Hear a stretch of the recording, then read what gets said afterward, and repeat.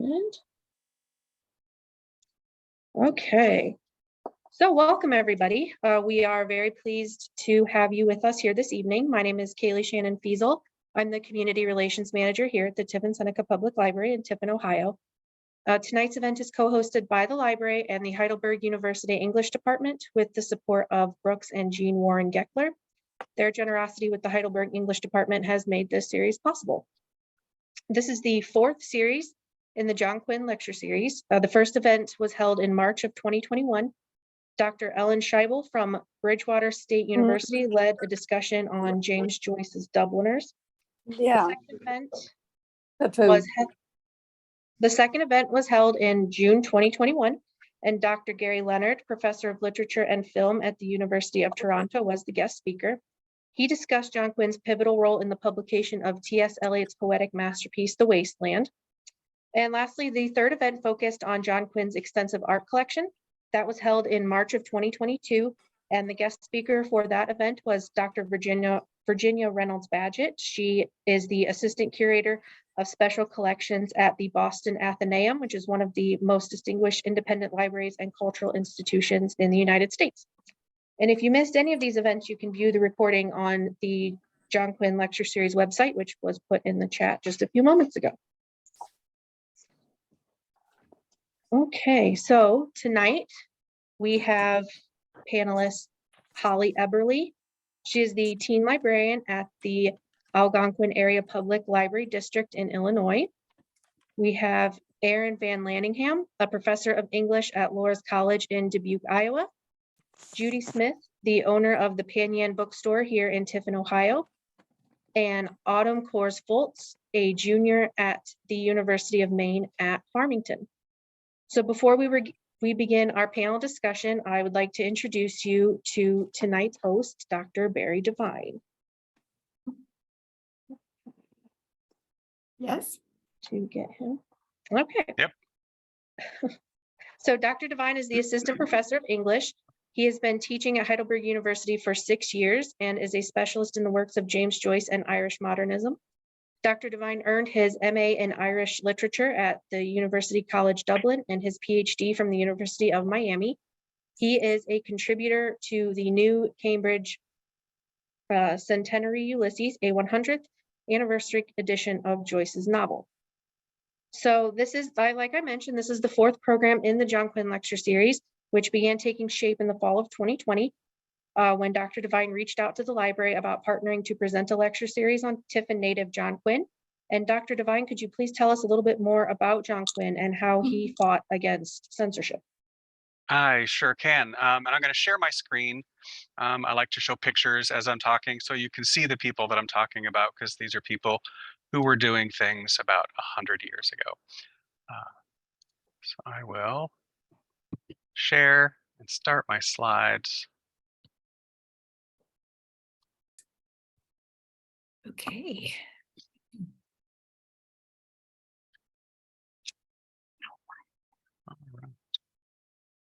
Okay. Somehow, there's our slideshow. All right, so thank you, Kaylee, and welcome to all of our guests tonight, and welcome to everybody who joined us from as far away as Japan today. My main area of research, like Kaylee said, is James Joyce and the manuscripts for his novel Ulysses. I first became familiar with the name John Quinn as the New York lawyer who paid for handwritten drafts of Ulysses as Joyce completed each episode. Over the course of a few years, Quinn collected a nearly complete holographic version of the novel. He later sold that version, and that's now held in the Rosenbach Museum in Philadelphia. This is an image of one episode from the museum. Can we get everybody to mute their microphones? Is your microphone muted? Thank you. The Rosenbach edition of the novel, the handwritten version, it's available at the Philadelphia Museum. It is also available in this 3-volume set that I've got sitting right behind me, and this saves me many trips to Philadelphia. In 2017, I was hired by Heidelberg University, so I moved to Tiffin, Ohio. It was not until about a year later that I started running across Quinn's name again in my research. First as the lawyer who defended Ulysses in court, more on that later, and then in association with people like this, people like T.S. Eliot and Joseph Conrad, and the entire family of William Butler Yeats. I thought I should probably learn more about him, so I looked him up, and much to my surprise, I found out that he was born right here in Tiffin, Ohio. And a few years later, his family moved to Fostoria, just a couple miles up the road. I asked around town about him, and almost nobody knew who John Quinn was. So I decided to start this lecture series to let people, both locally and abroad, learn more about this small town boy, there he is, who grew up to rub elbows with some of the most famous modernist writers and artists. So one of the things he became well known for was fighting against censorship, specifically fighting against the New York Society for the Prevention of Vice. This organization was fronted by Anthony Comstock, who you see here on the left. This organization brought lawsuits against publishers who printed material they deemed to be offensive. This was a very powerful organization that changed the laws and used the US Postal Service to enforce those laws and seize the books before they could be delivered. You can see in their logo here that there are books being burned and someone being thrown into a jail cell. So this meant this organization meant business, and they had the law on their side. Tonight, I want to talk briefly about 3 cases that Quinn was involved with his battle against censorship and the society. Quinn's first fight against censorship came in 1914 in an obscenity case that pitted the New York Society for the Prevention of Vice against the publisher of the novel called Hagar Reveille by Daniel Carson Goodman. Goodman was mostly well known as a film producer in the early teens and 20s, but he also wrote a few novels. This novel is about 2 sisters who fall on hard times. One sister, Hagar, loses her job and finds herself at the mercy of men who only want one thing from her. The book was intended as a warning for young women to avoid alcohol and seductive men, but the society decided that it went too far. They seized all the copies of the book, including the plates from the printer, and brought the publisher to court. The judge, clearly favoring the society, warned the jury in the case that, quote, finding the publisher not guilty would set a dangerous precedent. Quinn, however, argued to the jury that the obscenity was not in the book, but in the minds of Anthony Comstock and those in the Society for the Prevention of Vice. Quinn was certainly no radical. In fact, he could often be quite prudish, but he didn't think that matters regarding artistic expression were for the courts to decide. He pleaded his case to the jury, and much to his own surprise, he won. The jury found the publisher not guilty, and this book was allowed to be published. Quinn's next fight came 3 years later in 1917. By this time, Quinn was a financial and outspoken supporter of the Little Review. Oop, there it is. This is a literary magazine in New York City, started in 1914. And it was published by the New York power couple, Margaret Anderson and Jane Heap, who you see here.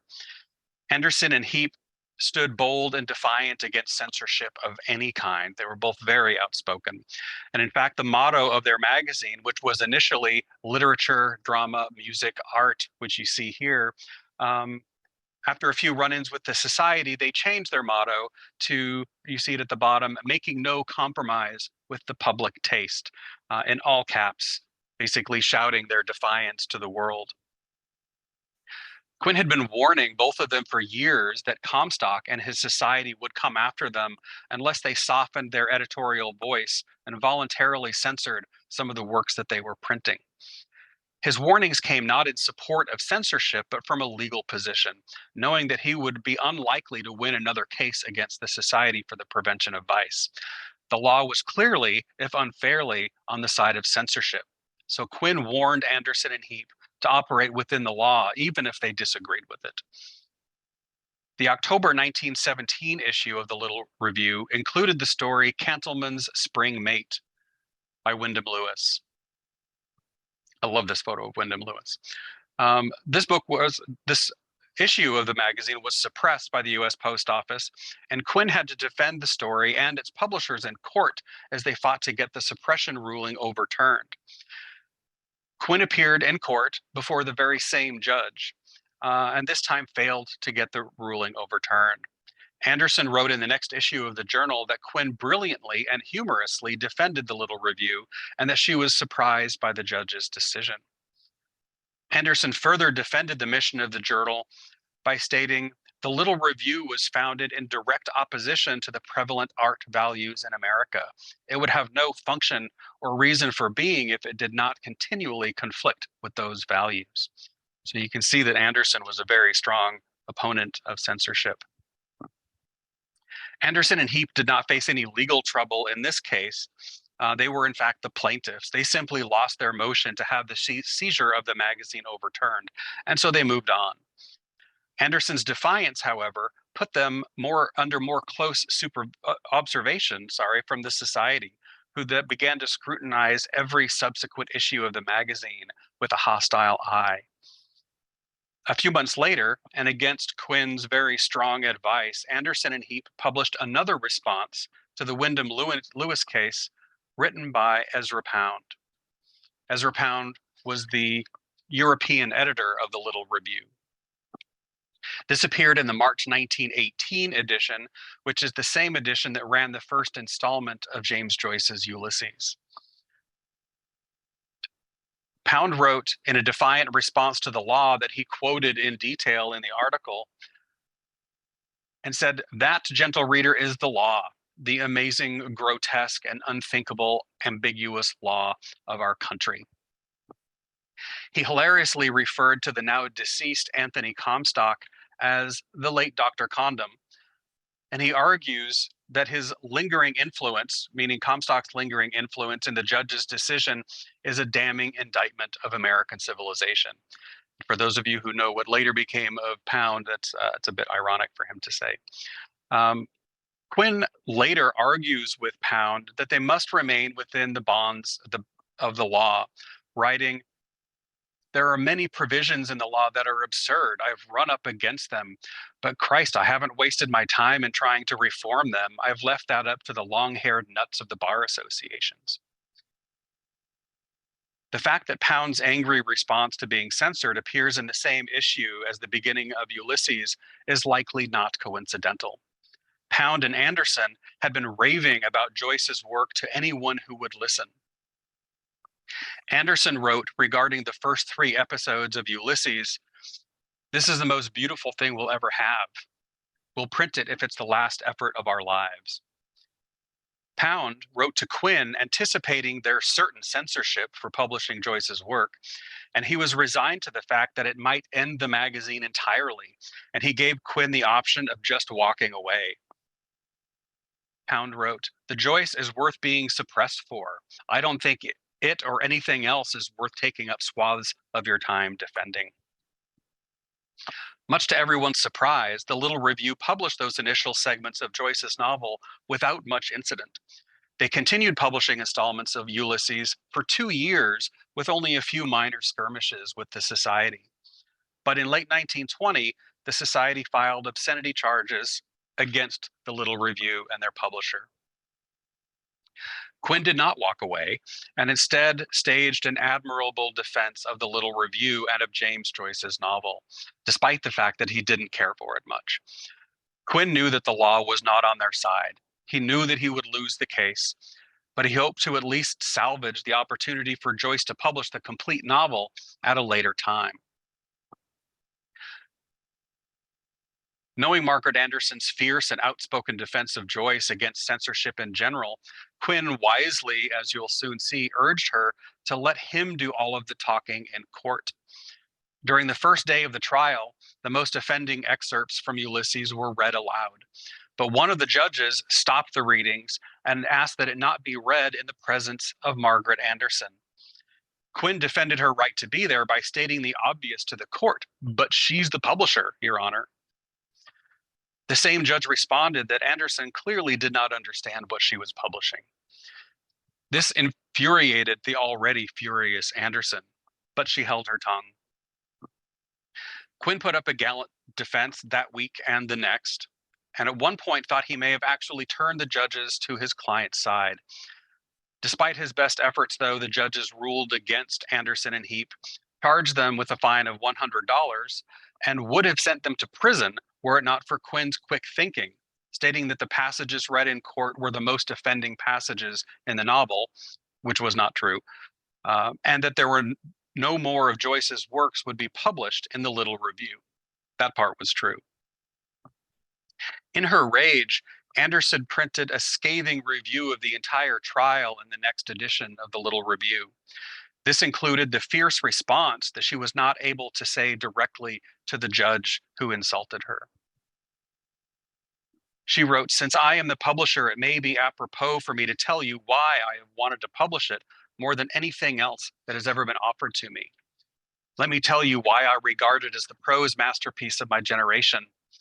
Let me tell you what it's about and why it was written and for whom it was written, and why you don't understand it, and why it's just as well that you don't, and why you have no right to pit the dullness of your brains against the fineness of mine." I always want to pause for applause after reading that.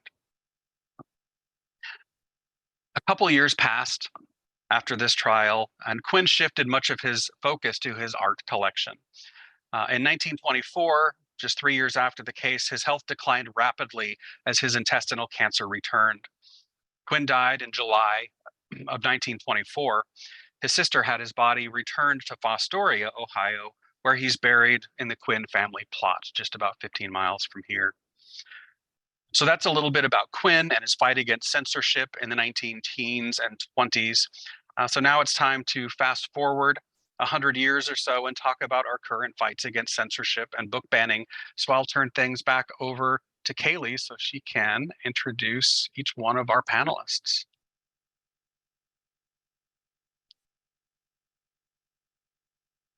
Okay, thank you so much.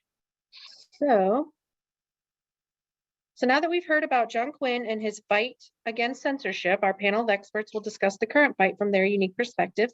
I'm going to introduce them one by one, and they'll have a few minutes to talk with you. And we are going to start with Holly. Let me get her spotlighted for you.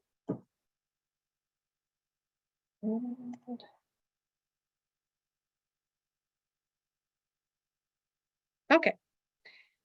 Holly Eberly is the teen librarian at the Algonquin Area Public Library District in Illinois. Censorship has been a passion of hers since her elementary school library removed the Goosebumps series by R.L. Stein in 1997. Holly got her Master of Science in Library and Information Sciences from the University of Illinois in 2015.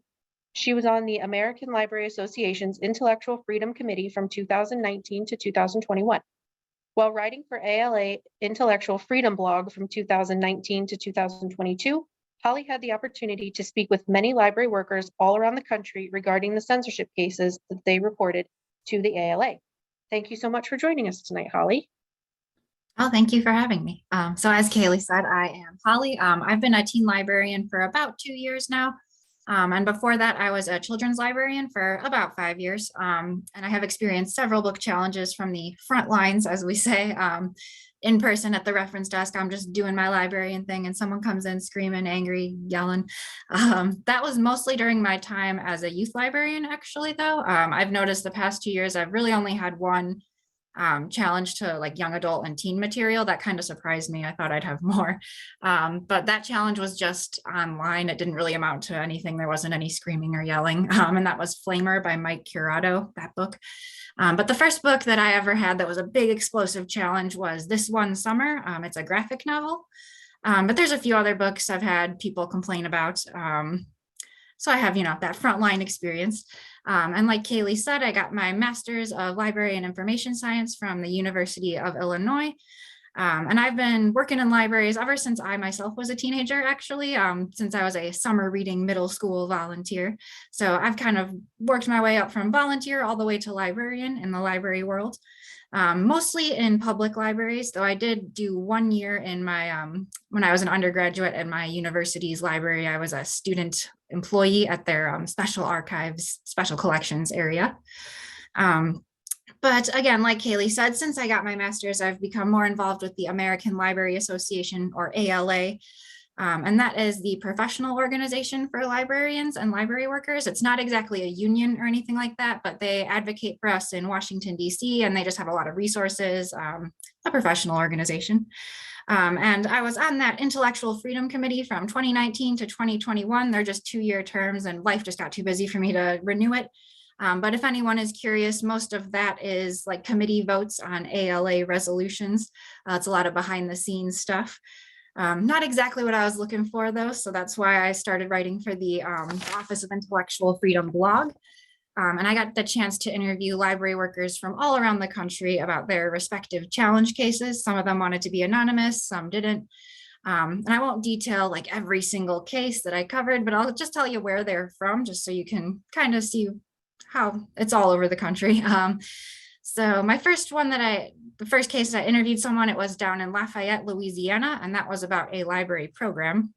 Not exactly a book, but still library stuff nonetheless. And then another one, this one bubbled up to regular news outside of library land news in Douglas County, Nevada. It was when their library director posted a statement that it was during the George Floyd summer. So it was a statement in support of Black Lives Matter. And then down in St. Louis, Missouri, high school, they banned a few books, including The Bluest Eye. And this one kind of has a cool story resolution. The students actually joined with the ACLU of Missouri to sue their school board for infringement of the First Amendment. So I love to see, teens doing the work. And then let's see, in Southern Wisconsin, some more book bans at a school library. Out in Rhode Island, there was a school librarian who actually spoke out at a school board meeting about what was going on, all the book bans. And then out in San Lorenzo, out west in California, there were some Proud Boys at a drag queen story hour out there. And then closer to home in Niles, Illinois, I don't know if anyone's heard of that, but there were 3 board members that kind of rammed themselves in and have been trying to destroy the library from the inside out. And then just about a year ago in Washington, D.C., I forget what the subcommittee was called, but Jamie Raskin was the chairman of it. It was a subcommittee hearing about book bans. Ruby Bridges spoke and a few other like librarians, teachers, parents, students. But anyways, I was taught in library school that book challenges will happen once, maybe twice in your entire career. But that is not the reality I have seen since graduating. We are facing the highest number of book bans, at least reported book bans, in recorded American history these days. We do not have the 2022 numbers published yet. That will be released on National Library Week every year, and that'll be April 24th this year, so in about a month and a half or so. But for 2021, there were 729 different organizations that had book challenges. So that would mean like 729 libraries, school libraries, different organizations like that. And nearly 1,600 books were banned last year, or at least challenged for being banned. So if you need any frame of reference, when I was going to library school in like 2014 to 2016 or so, the average number per year was around like 300 to 500. So 1,600 is way bigger than that. And that is my 5 minutes. So I think Kaylee will be introducing Erin next. Okay, thank you so much, Holly. Next up, we have Erin Van Lanningham. Okay. Erin is a professor of English at Loras College in Dubuque, Iowa. Her research fields include the British novel, Irish literature and culture, and aesthetics and gender studies. She is a contributor to and co-editor of Cultivating Vocation in Literary Studies. She directs the Scholarly Resources Program for the Network for Vocation in Undergraduate Education, also known as NetView, a program of the Council of Independent Colleges, and co-hosts the NetView podcast Callings. She has a new edited collection forthcoming from Oxford University Press entitled Called Beyond Ourselves, Vocation and the Common Good. Thank you so much for joining us, Erin. Well, thank you for the invitation. I am just really interested in what Holly was just sharing about the statistics, and I look forward to talking more about that. Obviously, the cultural threat of silencing and restriction and censure is nothing new. Late in the 19th century, the editor at Harper's told novelist Thomas Hardy that the magazine would include, quote, nothing which could not be read aloud in any family circle. And in response, Hardy and many other authors had to abridge or alter manuscripts according to social norms. And a century later, in her Nobel lecture, writer Toni Morrison, author of Bluest Eye, poses the question, but who does not know of literature banned because it is interrogative, discredited because it is critical, erased because alternate? And how many are outraged by the thought of a self-ravaged tongue? I want to direct our focus from banning books to the vitality of reading books for a minute, to explore the relationship between reading and our shared civic life, what some might call the common good. And I've just been thinking a lot about the resistance to certain books, as you know, have been listed already, this banning, but another concerning trend, the resistance to books, period.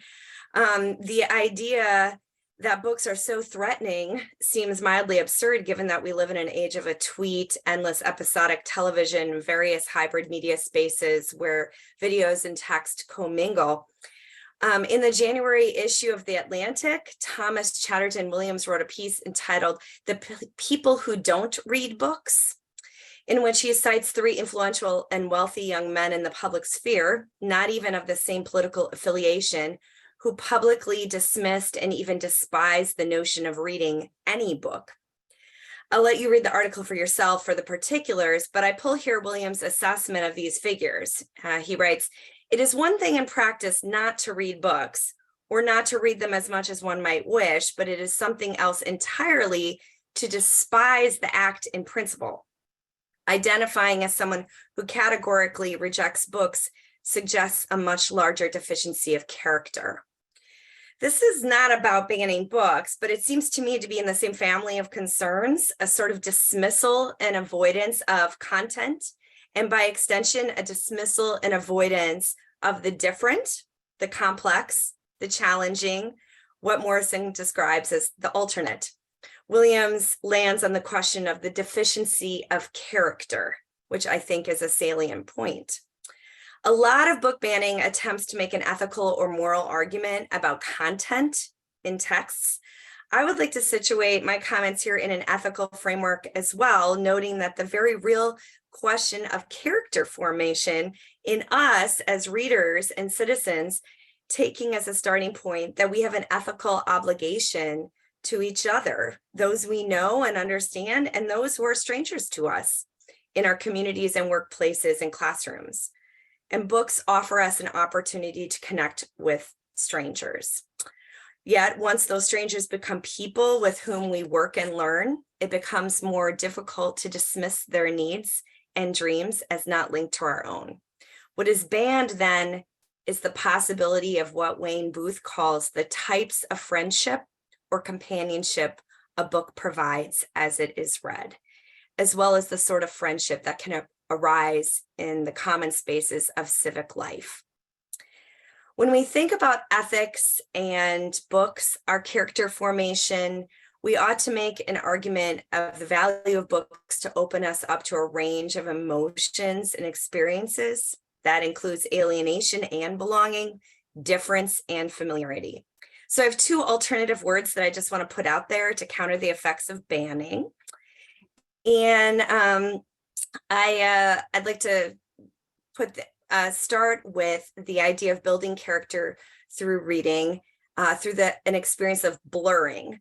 And what I mean by that is a sort of challenge to a preformed notion of clarity that the reader brings to the text, not to completely destroy it, but to blur it, to integrate it with another idea, to see if it can move from an either or to a both and. And it's in the blurring that we start to reconsider or to act to reach across difference.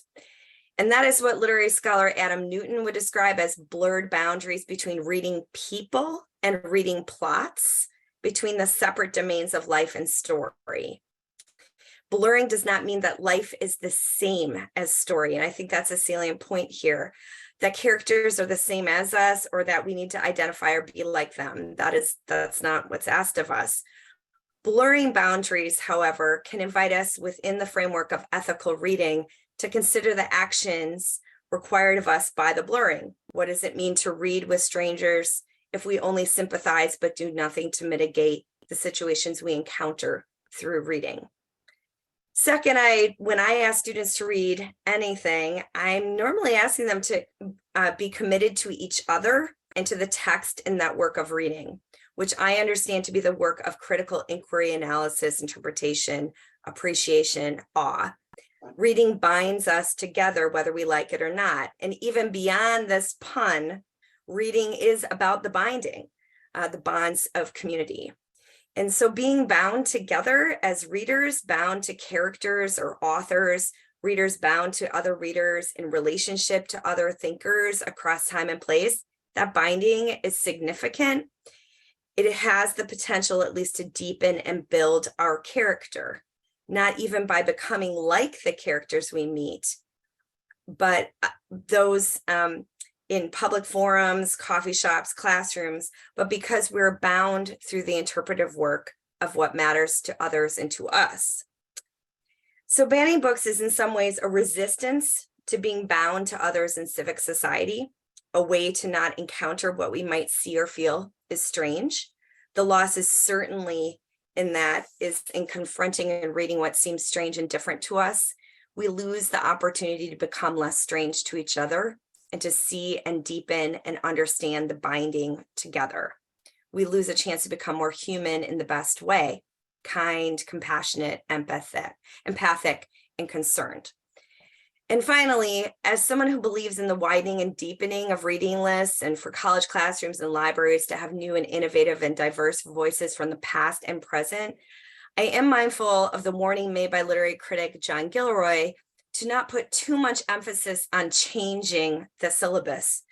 Changing the syllabus or the text list does not, according to Gilroy, in any immediate sense change the world. What is required now is an analysis of the institutional location and mediation of such imaginary structures, like the literary canon. So the argument for the expansion or the shrinking of the book list is actually maybe not the thing. It's the analysis of the structures and power that directs us how to think about our relationships to each other, about the ethics of reading with others. So when we consider our character as readers, we are seeking a significant kind of binding, not just to a single moral framework, but to other people, a reaching and blurring that can build a common good through difference. It's not about sameness or agreement. Books let characters be characters, but it also challenges us to deepen our own character formation in the context of shared life.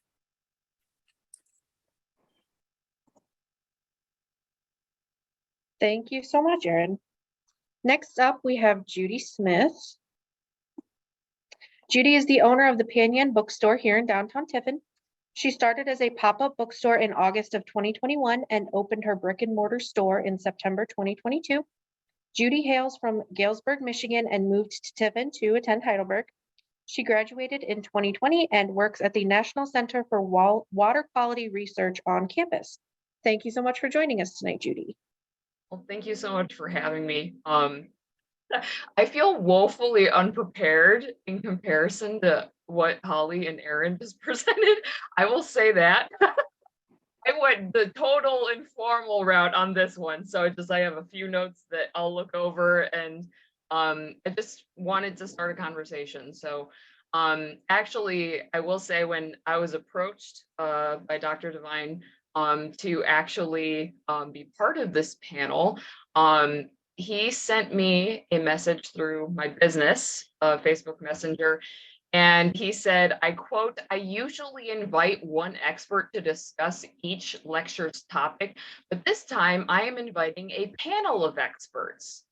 And when I read that, I laughed out loud because he was asking me to be on a panel of experts, which I do not consider myself an expert in any topic, actually. But especially because I just opened Panyan Bookstore, as Kaylee said in my introduction.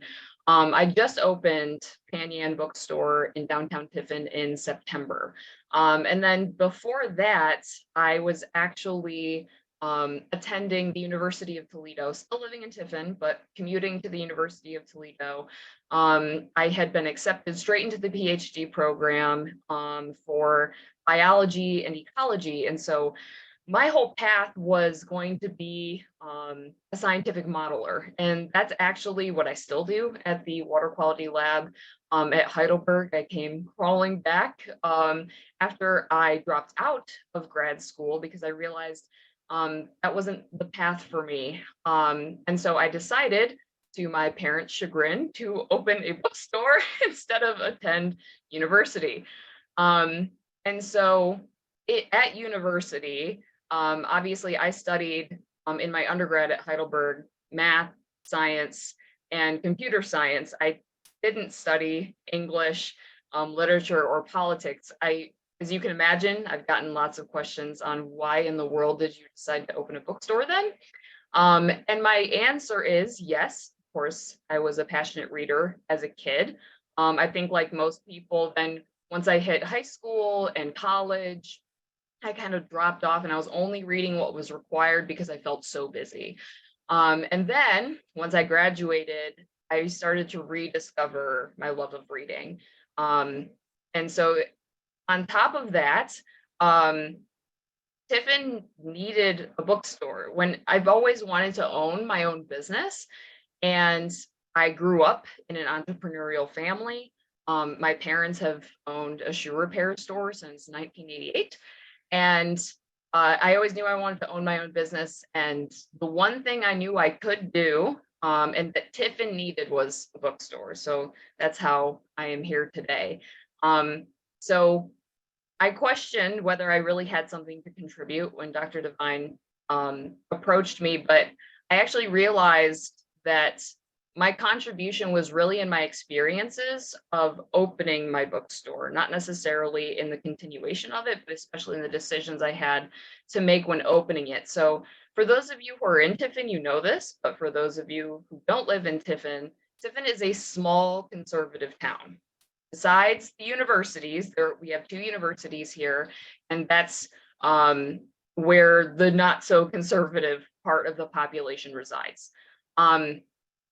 And I like to think I stay pretty up to date on politics. And so early on in the process, I think maybe some other business owners wouldn't have thought of this, but I realized with me being a bookstore and this being a town of very different political ends of the spectrum, I was going to possibly face some issues depending on what I had on my shelves.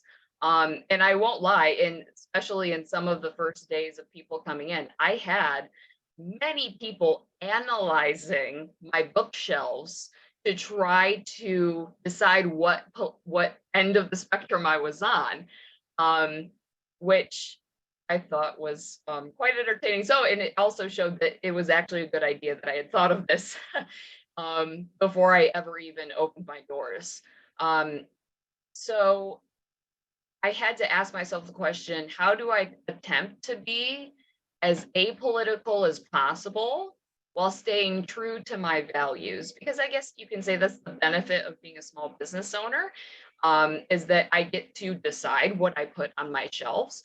But it's I have to be able to live with myself on a daily basis. And since I'm the decision maker, that's on me. And so in the politics and current affairs section, I have, I should explain, my bookstore is both new books and used books. Used books I have a little less control over because it's just what people bring me in the form of donations or store credit. But the new books is entirely my decision. I have politics and current affairs on both sides for both new books and used books. I have been told actually by multiple customers that they're like, wow, you have political books on both sides. And I'm like, yes, it's easy to do, just try to get an equal number of books on both sides of the aisle. So that's really simple. That's really easy. Where I struggled, where I really had to think, was teens and YA in the children's section, because I have both. So for teens and YA, this is basically what I decided. Whether it's right or wrong, people can argue about, but this is what the conclusion I came to. in the teens and YA, no holds bar. It can be any kind of topic, any kind of what we might describe some banned books. I have Mouse, I have Heartstopper. I have some of those maybe more controversial titles in the teens and YA because, you know, by the time you're a teen and a young adult, you can find all that stuff on the internet anyway. I'm not introducing anything new to you. And so then for the children's section, this was where I really questioned. And I basically came to the conclusion that according to my own values, I wasn't going to have any books that were overtly political, overtly sexual. Just not like Dr. Seuss classics, some new stuff. Like there's a few titles that I sell. A lot of are like The Smart Cookie and Make Way for Ducklings, which is by an Ohio author. So like just really pretty apolitical books in the children's section, with the idea that if you are a parent and you make the decision that you want another kind of political title for your child, I can order anything you want. So that's how I made that decision. And I think it would be interesting to hear from some other people on what they think of that. And I think that topic, that my decision naturally leads to a discussion of book banning versus age appropriateness and things like that, especially in kids section. So I know I went over my time, but I'm done now. So. Okay, thank you so much, Judy. Lastly, we have Autumn Course Foltz. Add her. Okay, Autumn is an undergraduate student at the University of Maine at Farmington, completing a double major in creative writing and English alongside a triple minor in editing and publishing, gender and women's studies, and environmental studies.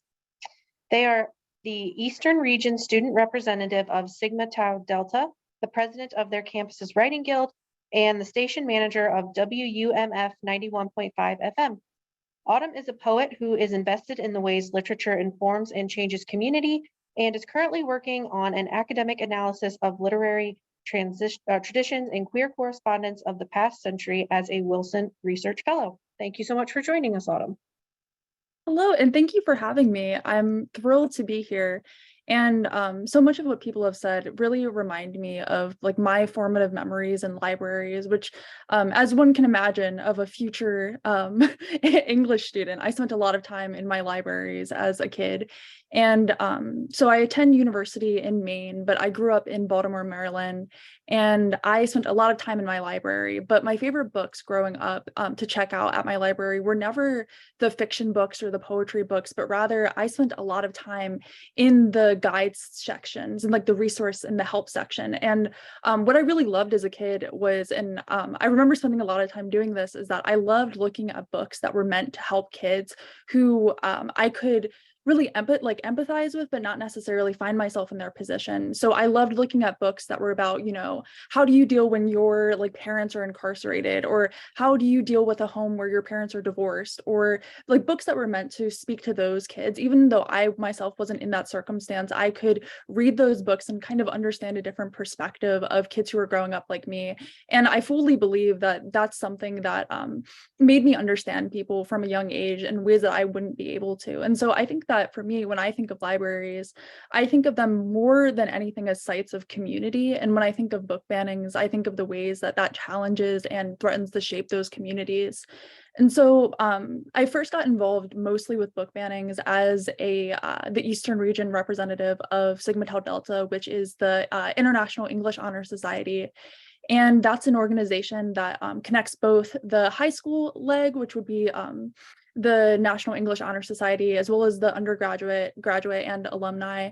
And being the student representative, I find myself in a position where I'm not just speaking for myself being in Maine, but also speaking for the larger Eastern region, which, as you can imagine, starting up in Maine, going down to Maryland, going over to Ohio, and going as far to some of our international legs and places like the UAE and tons of other really exciting places, it puts me in a position where I want to see things from all perspectives, and I want to see the way that literature is like a site of transformation and a site of excitement and of joy and of learning.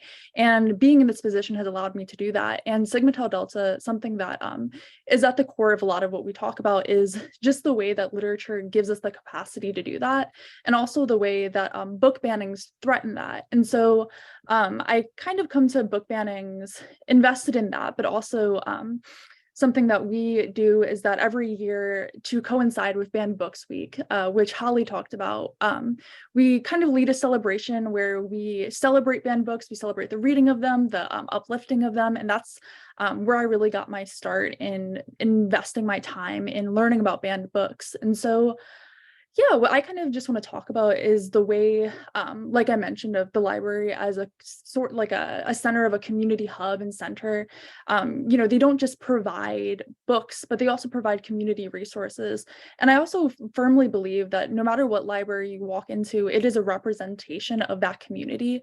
If I were to walk into, any library in Maine, how many books do you think I could find by Stephen King? Probably a lot. And you can in any library, of course, but when you go into a library of your own community, it is a representation of that community. You can find books that speak to the things that you're going through in a way that you can't find at any other library. And in a lot of ways, I think that that's one of the wonderful things about a library. If you think about just the site of the library, in a lot of ways, it's an incredibly utopian place. Just this idea that we can have these resources that are in this place that are curated by experts, curated by people who love literature, who want to spread literature and want to spread resources. And that's a wonderful thing that should be held. And so for me, when I see book bannings, I think that sends a clear message, especially as we see with the modern wave of book bannings that specifically target marginalized communities. It's more so raising this idea that these are people who don't belong in these communities, that when you walk into a library, that is a reflection of your community.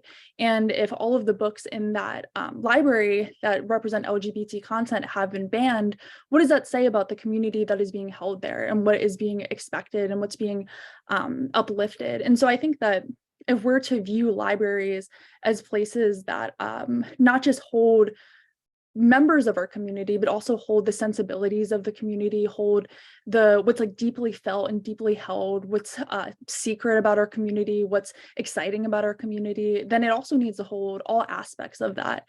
And book bannings erroneously get at the idea that we can shape that community in a negative way, which is of course something that doesn't represent those communities at large. There's nothing you can do about LGBT people being in your community. There's nothing you can do about these marginalized communities. And that's an exciting thing. That's should be celebrated. And that should be a point of learning. And it should be a point of so many of these things that just go against the idea of book bannings. And so for me, I really also just want to talk about the ways that to be a member of those communities, it's best not to be passive. Book bannings are happening and they're going to continue to happen. And it's important to be an active member of not just the literature and literary sphere at large, but also of your community and of the literature and literary values of your community.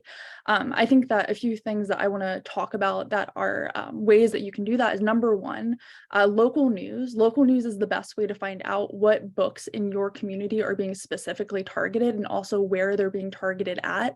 I think that, of course, book bannings can happen in a lot of different places, whether that be a public library, a school library, and given those different prongs, it's important to come at it from, different ways. Not all ways of addressing banned books are going to look the same. And so it's important to get in touch with the ways that your community specifically is being targeted. And so that's one thing I wanted to talk about, but also just the importance of not just tolerating these books, but celebrating these books. I feel like that's the one true way to combat book banning, is to not just be like, well, I think that this book can be here, but more so we want this book to be here. We are better as a community. We're better as people. We're better as like readers of literature and of, citizens of the world by reading this book. And so for me, I feel that for so many of us, literature is not just a site of learning, but of joy. And to continue to keep it to be that way, book bannings need to be something that are actively, continuously, and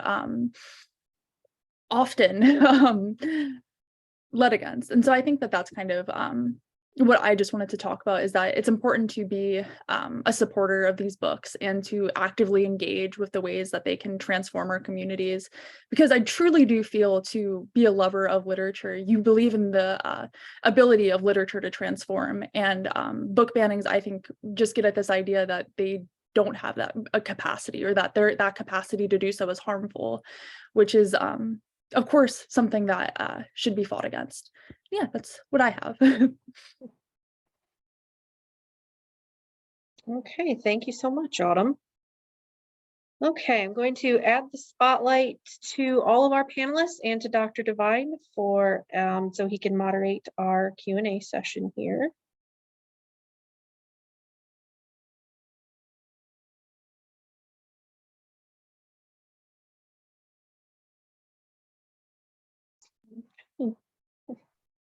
All right, take myself off mute so I can talk. Trying to talk on mute like a pro, like I haven't been doing this for a few years already. I wanted to start with, we had a great question from Brandy in the chat.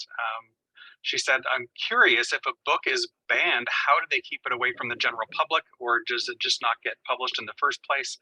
That's kind of both a very easy and a complex question. So I wonder which one of you want to tackle that question? I could, unless anyone else. No, Yeah, jump okay. So I feel like the phrase banned books is kind of just, we like the alliteration. A lot of the times they don't actually get banned. Like people will fill out a reconsideration of library materials request form. So that's asking the library to reconsider the materials. And those are usually just like challenges, but banned books sounds better. But in some cases they are actually physically locked away. That's usually in the schools, I've noticed. Either in like a principal's office or a librarian's office or somewhere, they're taken away from the collection so students can't check them out there. That doesn't really happen as much at public libraries, but you will sometimes see like people self-banning them, I guess. They'll check out a book they don't like and then never return it. The library will just buy a new copy, but they think they're doing something, I think there. Does that answer the question? I feel like that's kind of usually what happens. Yeah, and I think just to add, I think banned books, that phrase really specifically applies to libraries too, because unless the publisher stops publishing it, bookstores can always get it. So yeah, being a bookstore owner, you're kind of immune from the book banning that usually happens with specific institutions, like specific schools, specific libraries, specific areas. That when bans happen like this, they don't happen like universally throughout the country. It's just in a very small, specific location. So they are kind of widely available elsewhere. It's not like John Quinn had to face with the New York Society for the Prevention of Vice, where they would actually prevent these books from being published.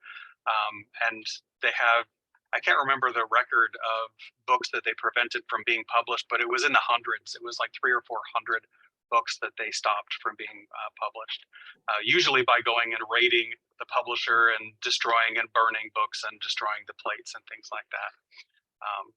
So luckily, a lot of those books have since been published, but not all of them.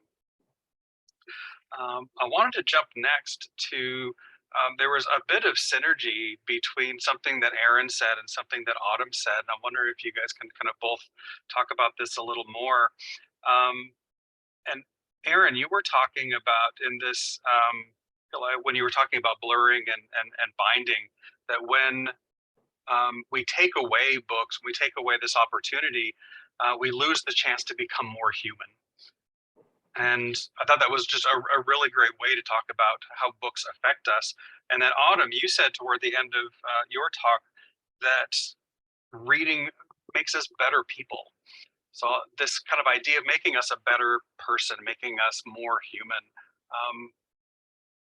just in the world of literature, and not just literature, like your influences, Autumn, you were talking about resource guides and nonfiction, things like that. So just how does reading make us better people? Well, I think the way that I was trying to think of it is, it's allowing ourselves to be, slightly vulnerable, but also acknowledging that we don't have to be the same to be in community with either the book or with other people that are reading it, and even other people that don't like the book or disagree with it or anything like that. And but that still is an opportunity for character formation, and that there is an ethical argument to be made for expansion of reading lists, and not just the shrinking of lists. Oftentimes, like, sort of the moral argument is brought up in the sense of what needs to be banned, and I'll say moral in quotes here, but it's actually a moral argument to be had that we can sort of build a sort of common good, enter into civic dialogue, deliberation, even debate. And that's how reading, I think, has the capacity, at least, to, allow us to cultivate empathy and appreciate difference, value difference, say difference is necessary and good. Yeah, I think for me, what I think about is, what makes a book, what makes written literature, prose, poetry, what makes that special as art that connects with us? But how does that differ from other forms of art that are equally as exciting, but in different ways? And I think that for me, it's because books and words really represent this space where you can't be a passive reader. You are active in the very active reading. And so for me, I guess I kind of think about it as like the author is here and you're here, and then there's this zone between two of you where something is happening, and that what is happening is between the page or your audiobook and you. And I find that space is where that transformation happens. And I find that really that space allows for something, whether you want to call it magic or alchemy or whatever it is, that space is the transformation. Whether you're reading it and you're like, well, I love this, and this is great. And, I have had so many experiences, and I'm sure that a lot of people can relate to that moment when you read a book and you know that something in your life is never going to be the same, that, you read this book and you're like, I need to change something right now. I know that my life won't be the same. Or even on the other end, if you read a book and you're like, this is just terrible. This is just awful. But I feel like it not only asks us to observe, but also to reflect, and for us to be that active participant in that moment of engagement, I think is what really sparks the capacity for empathy or the capacity for change. I think because books ask for us to participate within their world, within their words, no matter how that is, I think that active participation is what allows for us to change. And that's so interesting. And Autumn, I think I'm going to steal your metaphor of the space between the author and us as readers. That's the place where the magic happens. I think I'm going to start using that in my classes. I want to jump to some of the questions that I sent the panelists ahead of time. So those of you who are watching, I let them cheat. I gave them things ahead of time so they could prepare some answers. But the first question I gave you, it says, given that book bans have occurred frequently over the past 100 or so years, it's clear that this is a common method for a community to show its distaste for particular books. So if banning books isn't the right response to such distaste, what is the right thing to do you think?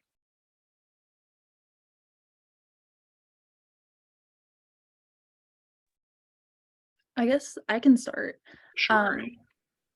Yeah, so something that I've noticed, especially with the most recent wave of book banning, although it increases every year, is that especially if you read a lot of the school board transcripts for these types of book bannings that occur, is that a lot of the times the people who are the biggest advocates for the bannings of these books actually have not read the books, and rather it's not just this idea of a distaste to a book and what it's presenting, but more so the ideas themselves that are in the books.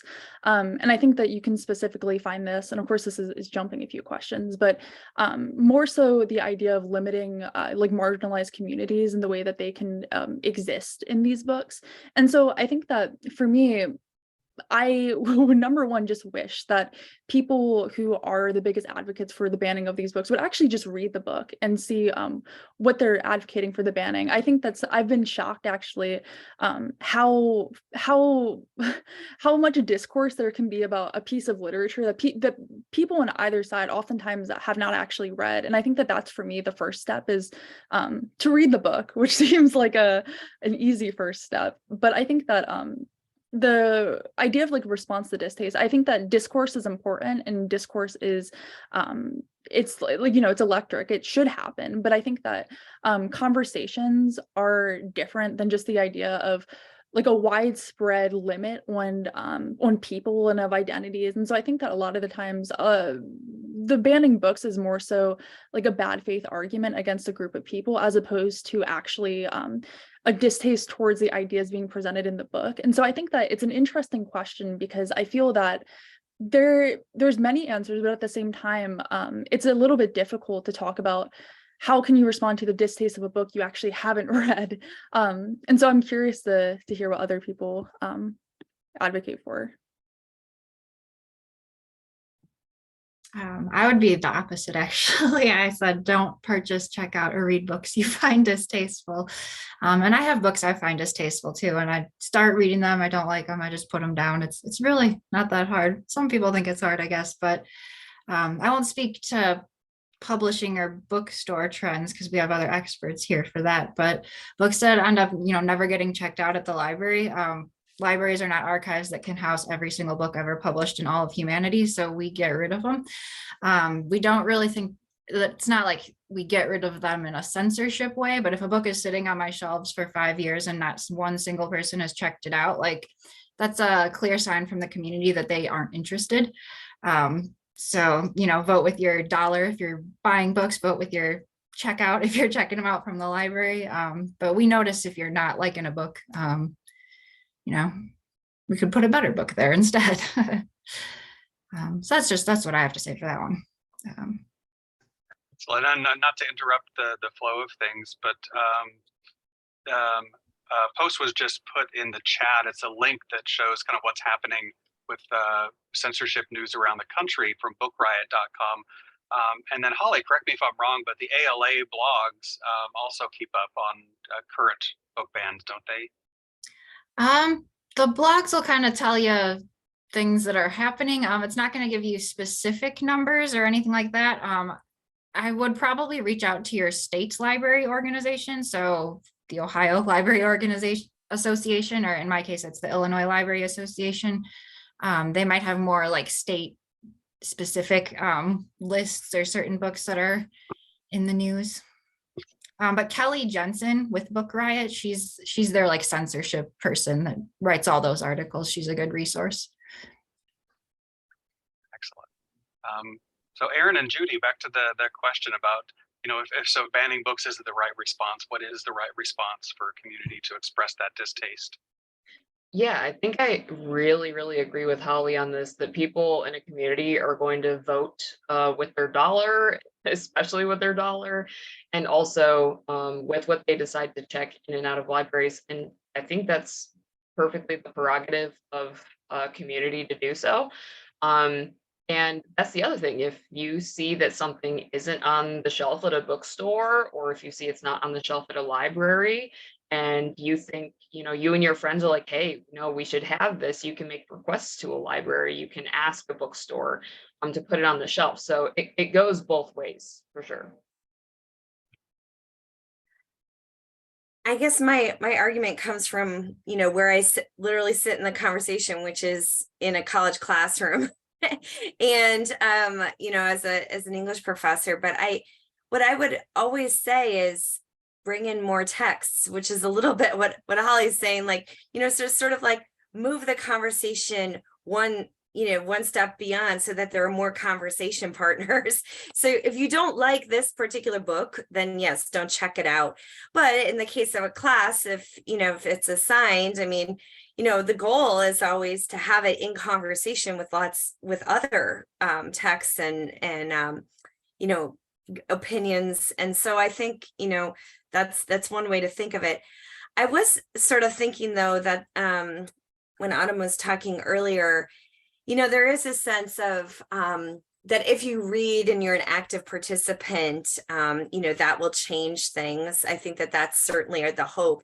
I think there's also the other option, or, you know, there's a situation of misreading or completely, you know, incompletely reading, you know, misrepresenting. And so, you know, reading it doesn't always equal good, but we should just always sort of be, you know, sort of encouraging that, but also understanding the consequences of misreading. And so, yeah, if you don't want to read it, don't check it out. And also maybe always, you know, backfill with other voices of difference. That's probably where I would go with it.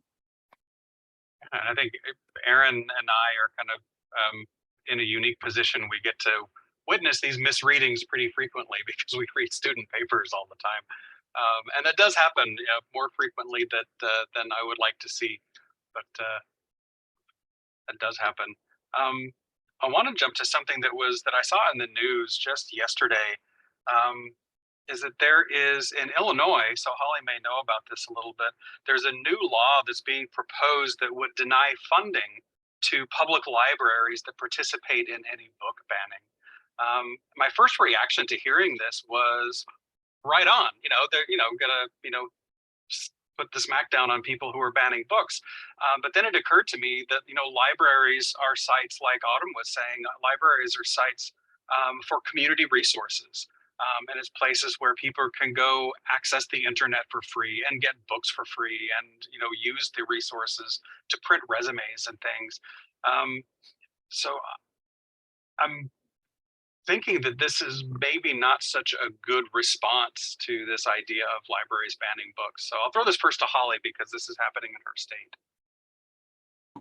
Yes, so that is House Bill 2789 in Illinois, and I think I hear what you're saying. I think the bill is a reaction to specific cases in Illinois, like I had mentioned Niles Public Library. And then since y'all read Book Riot, the Elmwood Park Public Library, that was recently, like in the past week or two, she published about that, where political extremists have kind of noticed that local board races will go uncontested and all they have to do is toss their name in the ring and they'll get elected. And they don't like, I don't want to say they don't like libraries, but they don't like the whole concept that we're discussing here, like free exchange of information, ideas that they don't agree with. So they run for library board and then try to destroy the library from the inside out. And I think that is why this bill is trying to respond to, because that's not really how that whole process is supposed to work in theory. The people that are on boards are supposed to support the organization they are on the board for. So yeah, I'm kind of like undecided on that bill myself, because I hear what you're saying, Barry, but also I think there are like specific instances where the bill could help prevent the library from getting destroyed from the inside out. So might there be the opportunity to like restrict the funding and get the people, kind of the bad people out, and then reopen a library with the new board later? Is that the idea, you think? Or just eliminate that bad influence on the library system? I think it's just trying to dissuade people from trying to do that sort of plan where they kind of just, because if you, I believe it's if you're not following the Library Bill of Rights from ALA, your funding will get pulled. And the two libraries I mentioned specifically, they don't want to follow the Library Bill of Rights. So I think it's just kind of a threat, being like, if you're going to act this way, you're not going to get the funding. If you're going to act not like a library, we're not going to treat you like one. But we'll see. It's still just a bill. It's not a law yet. Right. Yeah, that's interesting that, you know, if you're the way you put it, if you're not going to act like a library, we're not going to treat you like one, because they're supposed to be doing the things that libraries are supposed to be doing. So how about before I change topics, the rest of the panel, I don't know if you guys have any thoughts on this. I guess my one thought that kind of comes to mind is just the way that like different regionally, like different communities require different solutions. I think of I would call my two closest communities, which would be my hometown of Baltimore, which is of course like a very populous city, versus where I attend university in Western Maine, which is of course a much more rural area. And I think that just living in these two settings have kind of made me think about this topic in different ways. There was recently a book banning that happened this one happened in a high school in a small town called Winter Harbor. And essentially what had happened was that there was two books that were challenged, and in order to kind of keep the peace, what was essentially decided upon was to move the books to like a guidance counselor's office as opposed to the library, which of course raises questions of what that's really saying too. But essentially everybody involved was just more so coming from the standpoint of, you know, it's important for us to keep the peace so that way our patrons don't fall by the wayside, because you know, in a town like Winter Harbor, there's the public library and then there's like the high school library, but there's not necessarily a lot of resources outside of that.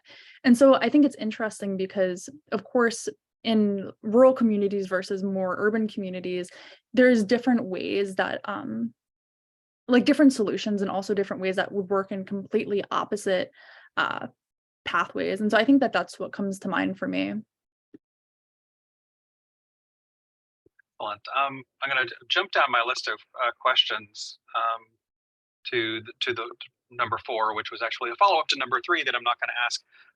But what do you think is the best way to counter this coordinated movement across the country to ban books dealing with marginalized communities, you know, like the LGBTQ plus community, and minority communities, you know, women, things like that. So what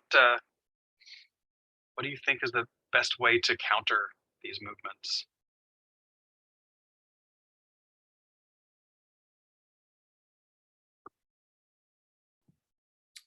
I could jump in first again. But what I thought for this was just, I know it's a big ask, but run for your local library board or your local school board. Like I recently said, these small local races normally go uncontested, and a lot of extremists have noticed this. And they're taking advantage of it. That's why we're seeing all this. But otherwise, you know, if you don't have the courage or time to be on the library board or school board, you can always show up to one of their board meetings for public comment. Because a lot of the times the only voices that they hear are the book banning voices. And if they don't hear anything else, they're going to think that's what the community wants. And you can also always just write them a letter or an email if you don't want to like actually go in and have your comment like recorded while you're talking. But I just think interacting more with boards would help a lot, just so they can hear that there are people that support them and support intellectual freedom. Yeah, I mean, in sort of a similar vein, it's a little bit about shifting the narrative and how we talk about this. I mean, the prevalent way of hearing about banned books is like the dangers of these books, or, you know, the things that are harmful in books, which is a certain segment of the population, the way that they're discussing what's actually, you know, in the book itself. Whereas, you know, if we talk about instead, like, you know, sort of the value of what's represented, or the importance of the uncommon to the common, or the importance of difference, or, you know, the idea of sort of the way that it can sort of bridge as opposed to divide. I know that that's, you know, languaging, and some, you know, people may say that that's not enough, but I think that, you know, attempting to move the narrative in a different direction whenever we're talking about it is important, so that we're not fearful of books or things like this, and instead, I mean, recognizing that words matter, words can cause discomfort, words hurt, that's true, but also that there's a possibility to sort of value difference here, as opposed to be afraid of it. I think I see a lot of change happen, both personally and, you know, hearing from other people happens on the individual level.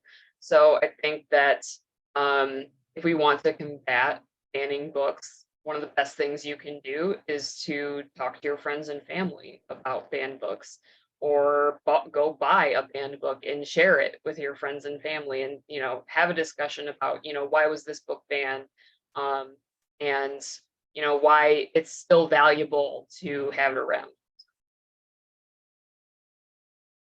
And Judy, I was also thinking about you, because you host several book reading groups or reading clubs, book clubs in your library. And so I was, somebody sneaking behind. Yeah, That was really fun. It was an unsuccessful sneak. That was hilarious.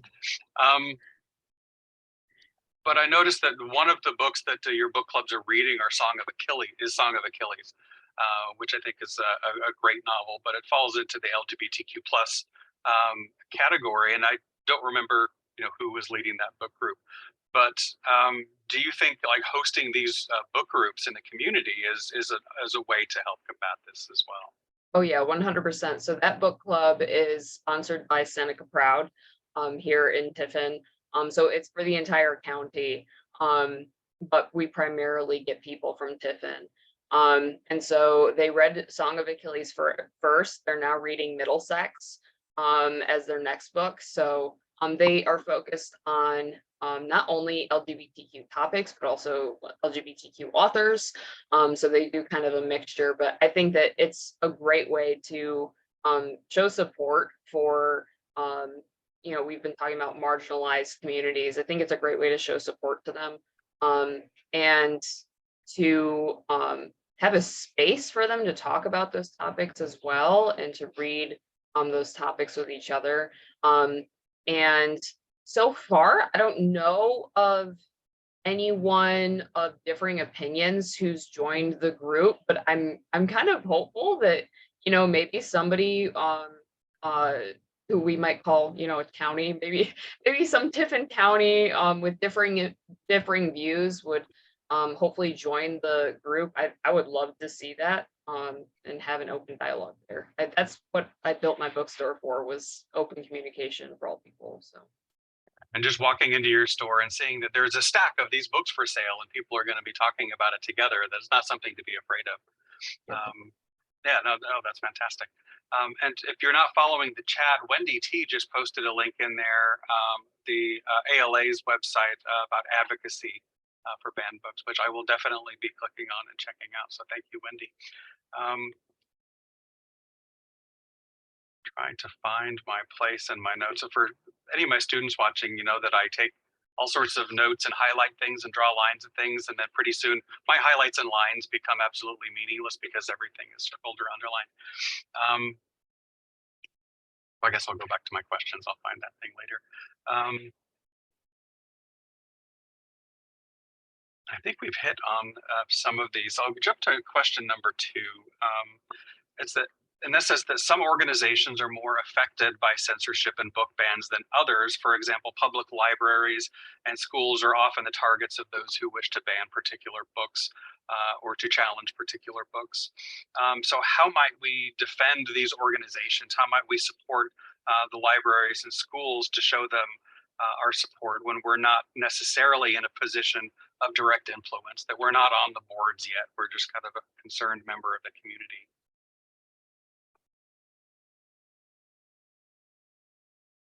So I guess for me, the first thing I think of is just to use your library. It's there. It wants you there. There's lots of good stuff there. And I think that we were talking about the idea of how books that aren't checked out get, cycled out in lieu of other books. And I think that that's something really important to keep in mind, is that if there's something that you want to check out that you think is important to have there, to, have in your community, to have in your bookshelf, to check the book out. And I think that that's like a small act, but one that can go unnoticed. I think that, of course, too, I feel that libraries provide us so many resources. I think that one of the most exciting things about libraries is that they always public libraries always offer you the opportunity to check out something you didn't know they would let you check out. I think that off the top of my head, I know like my local library, you can like check out like knitting needles, like things like that. And so I think that getting involved with your library is something small that you can do that you might not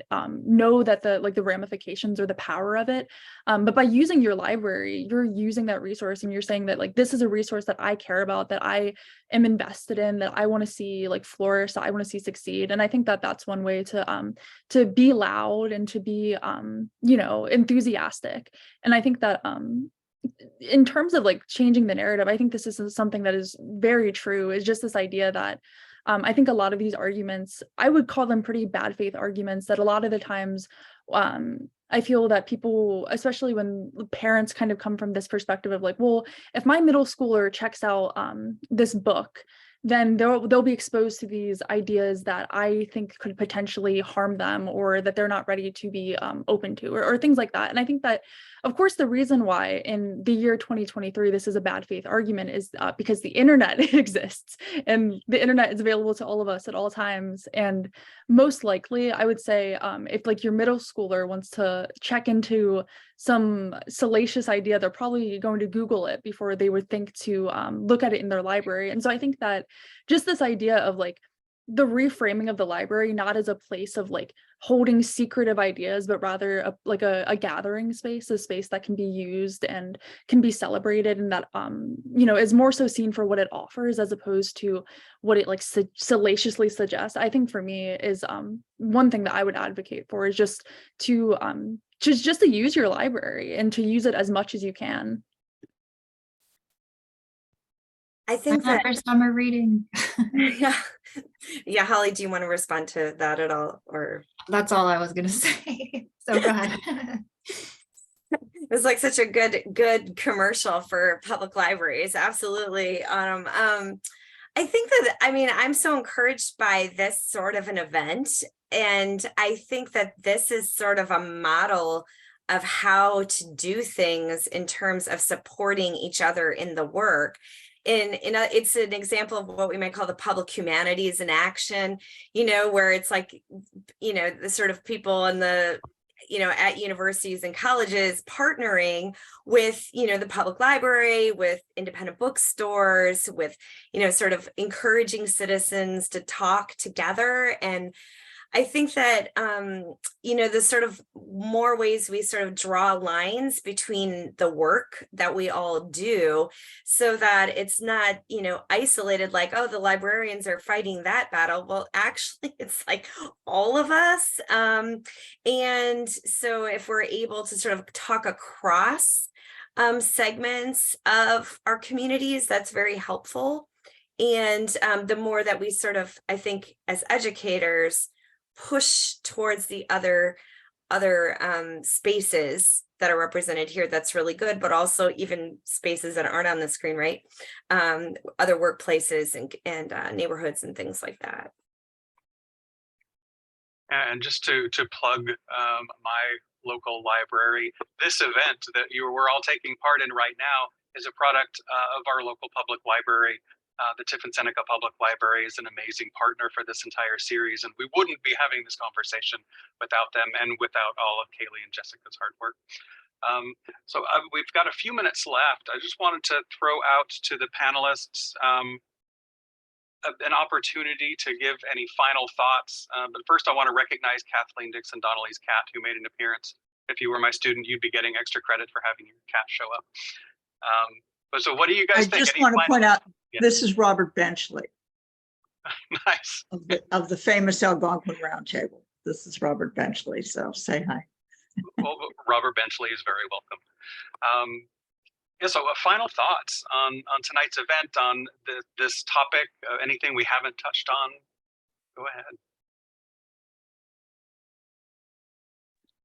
I guess my number one thing is that I feel that in the face of all of these book bannings, that it's really easy to get discouraged, especially when you see how many of them are these very heavily coordinated attacks and aren't coming from a place of like genuine concern. And so I think that the number one thing that I just want to promote is to not get discouraged, that, you know, coordinated action needs coordinated action to meet it. And so if you're feeling like discouraged or sad or angry, that you just transform that into action. And that's the number one way to combat these situations, is to be the combatant and to like be the you know, the happy advocate for books and against censorship. So I think that would be my number one thing, is despite it all, to stay motivated and to stay you know, minded towards action, as opposed to feeling discouraged, because there's a lot of power that you have as a community member, no matter what position you're in. And I think a key action item that, you know, we've been kind of hitting home all night: go support your local library, go support your local bookstore. And then sort of piggybacking off something Erin just said about it's not just the librarians fighting the battle, it's all of us. Something that my intellectual freedom and censorship professor had mentioned to me, and it just kept, you know, I've thought about it since then. It's not just a red versus blue, Republican versus Democrat issue. It is all of us. There are Republicans banning books and there are Democrats banning books. So this is an American issue for all of us. It's not just like us versus them, black versus white, red versus blue. Because I think like all of us, we all think books have power. Like even people that want to ban some of them, that they want to ban it because they think it has power. The word has power. So I don't know where I'm going with this, other than it is everyone's problem and we should all be involved in the conversation. I guess that leaves me. You know, and I think really it does sort of start in classrooms and in, you know, sort of educational environments of any kind. And so for those of us who have the privilege of teaching and engaging anybody in the delightful work of reading, but also the very difficult and complicated work of reading, I think we just, you know, need to take that very seriously and, you know, continue to advocate for that opportunity for everybody. Absolutely. Thank you so much. We are at 7:59, so I think it's time to turn things back over to Kaylee. But first, I want to thank our panelists. Thank you all so much for being here. This has turned out even more amazing than I was hoping it would be. And thank you to everybody else who joined us. Wendy for joining us from Japan. Again, Kathleen for being a great supporter of this program. And for everybody else, my students who are here and people who are joining us for the first time. Thank you so much. Okay, I also want to say thank you. Thank you to Dr. Devine for putting this together and all of these events, and also to our panelists as well, and everyone for joining us. If you'd like to learn more about John Quinn, we do have some materials in our local history collection that can be browsed at the library, and our library staff would be happy to help you locate those materials. We are putting our website and phone number into the chat if you are interested in that. And just a special thank you to Heidelberg University, the Department of English, and Brooks and Jean Warren Geckler for making tonight's event possible.